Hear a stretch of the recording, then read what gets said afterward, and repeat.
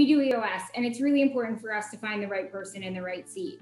And sometimes that's not always the case. Like scheduling, to me, outside of caregiving, scheduling is the hardest job in our field, because you can never do anything right. Like you create it's a puzzle that's never solved, is how I say it, because you can have everybody's schedule perfect and then a caregiver gets COVID and they're out for 14 days or 10 days. And you're like, oh no, now I got to move all the things around.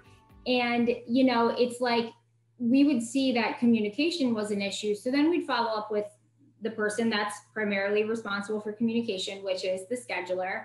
And we're like, what's going on? You know, we saw this on 3 different surveys. We just want to make sure everything's okay. Do you need more training? Do you need more support? Are you know, what's your kind of day-to-day like? And a lot of times they would just say, I'm tired. Like I cannot have one more negative conversation because a client's telling me, I can't believe you don't have any more caregivers for me, blah, you know, and that is draining. It's hard to get beaten up every day because of something that's outside of your control. So we were noticing a lot of communication gaps, and it was really, you know, we needed to retrain on how to have tough conversations and how to schedule when you have less caregivers than you do client needs.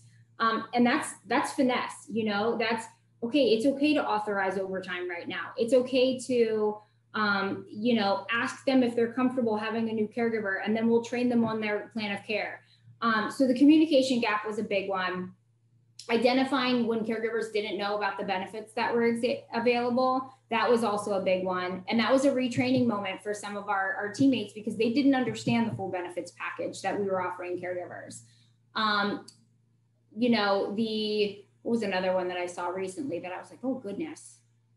I mean, the on-call was definitely the biggest one, because we got rid of the on-call service because of the surveys. But then, I mean, the training thing came up as well, because it was like, I need more training, but I can't be there for 8 hours, or, you know, and so that was helpful to initiate a more robust digital training strategy. So, I mean, it's minor tweaks, and it's really office by office.